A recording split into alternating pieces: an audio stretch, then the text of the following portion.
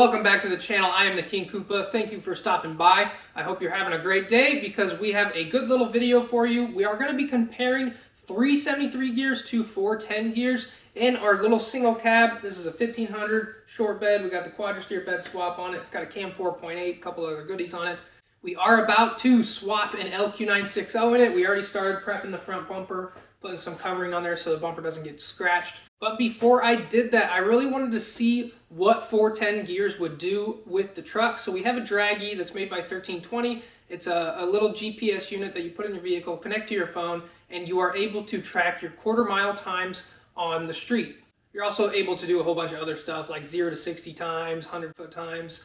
You can even do like a half-mile times. They got a whole bunch of options on there. If you don't know a whole lot about gear ratios, not to worry. First thing we're going to do is figure out what gear ratios our truck is, and that's going to be located in the glove box with the RPO codes.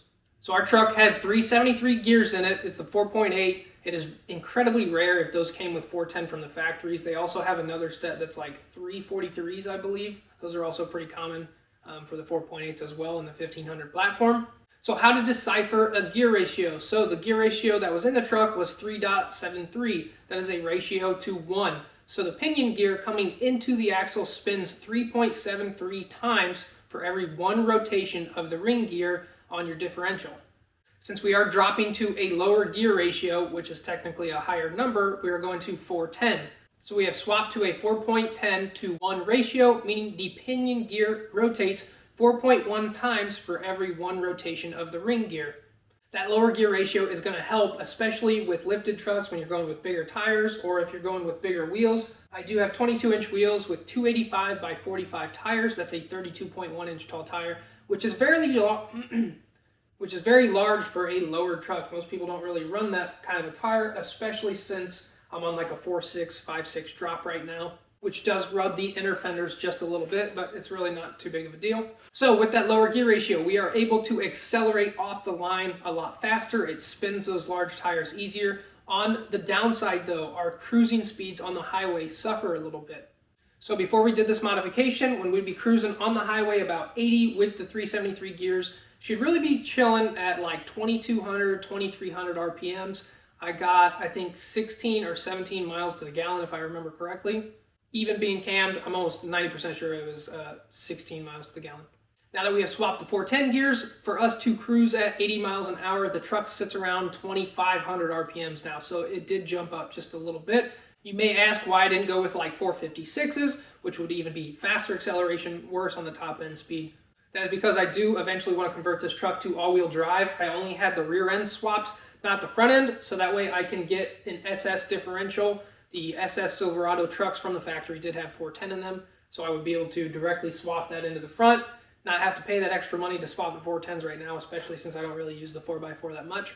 So maybe you got some bigger tires or change your suspension up or something, or you want some better acceleration. If you're interested in changing your gear ratio, there are dozens of charts online. You can just type tire to gear ratio size and it'll bring up a whole entire chart, have your tire sizes across the top, gear ratios down the side, and it'll have a whole bunch of green, yellow, and red for performance, daily driving, and a little bit of both, best of both worlds in the middle.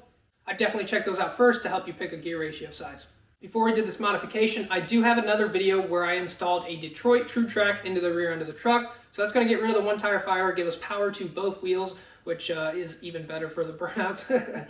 But I did not do the ring and pinion gear change myself. That is a lot more in depth, a little bit above my knowledge or pay grade. It does take a couple hours. You have to do a gear mesh change out the bearings, make sure your shims are correct, and check the backlash on it. So that's why I left it to the professionals. I went to a guy in town locally. They call him Gear Rick. He retired from Dana. So for the new ring and pinion gear, the bearings, and the shims with the labor, it was right around $500, and he did keep my old 373s, so that helped offset the cost a little bit in case somebody else that wants some business from him can get a little discount on a used set. Alright, enough of me talking. Let's check out the Dragy video of our quarter-mile time with the old 373 gear ratio.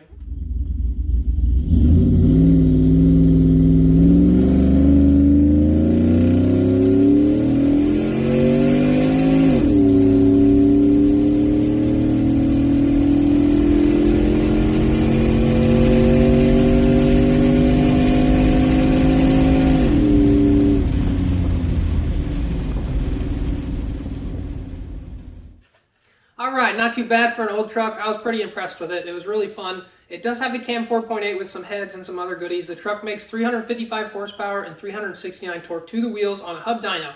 So, pretty good for a little 4.8. She weighs like 42 or 4,300 pounds, plus me or somewhere around there. I'm not exactly sure. But, so for the specs, as you've seen, the 60 foot out was 2.48 seconds, the 8th mile was 10.05 seconds, and the quarter mile was 15.41. Not too bad. It does all right. Also, that is with a built transmission that handles around 600 horsepower, a street strip shift kit, and a 2600 stall. So I shift at 6,500 RPMs on wide open throttle. So the only things we have changed between the first video and this current video coming up is the 410 gear ratio. That is the only variable. Everything else is the same. Let's check that out and see those times.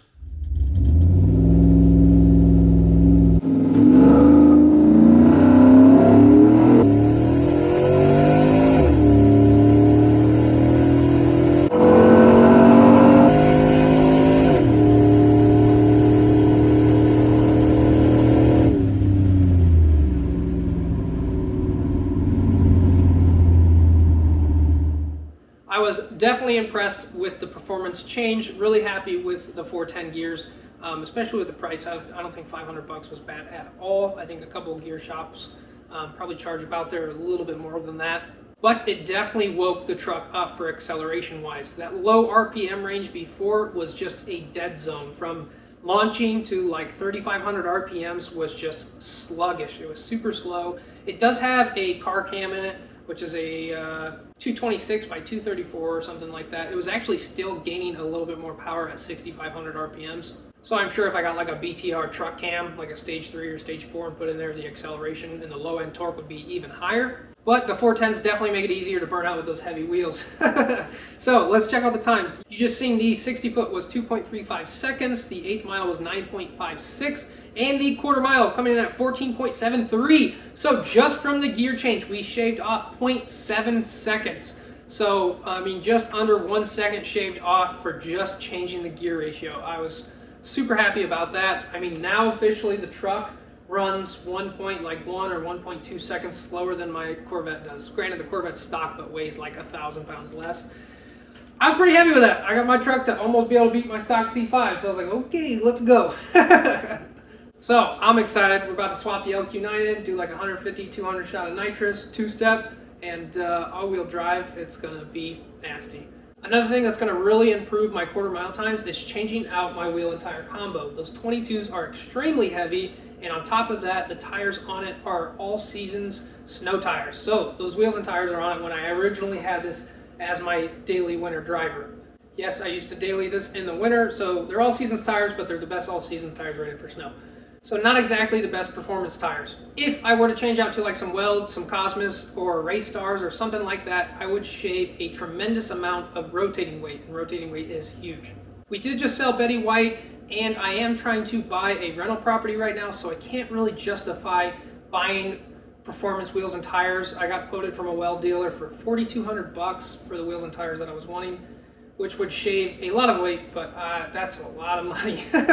Especially when I already spent $2,100 on these wheels and tires, and I really like how it looks right now, and I got the fitment exactly how I wanted. So, I don't know, we'll see. If I could snatch up a used set off Facebook or something like that, I might do that.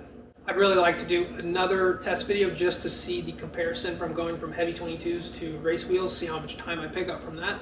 So stay tuned, guys. I have a lot more performance mods coming soon. We're doing the LQ9 swap, electric fan swap, putting on probably an ATI dampener, larger injectors, installing nitrous, installing 2-step. Hopefully the built little 4L60E can last. We're definitely going to be pushing it to the limits, especially with the nitrous. I really don't want to do a 4L80 swap right now because I want to try to move on to a new project, but I love beating on this truck so much. I beat on this truck every single time I take it out. So, hopefully that can last for a little while before it just grenades. And if it does, I'll probably end up going to a 4L80. I would just like to take a second to say thank you guys. Thank you all my fans for all you guys' support, your views, your likes, your subscribes. We are killing it with the subscribers right now, which is amazing.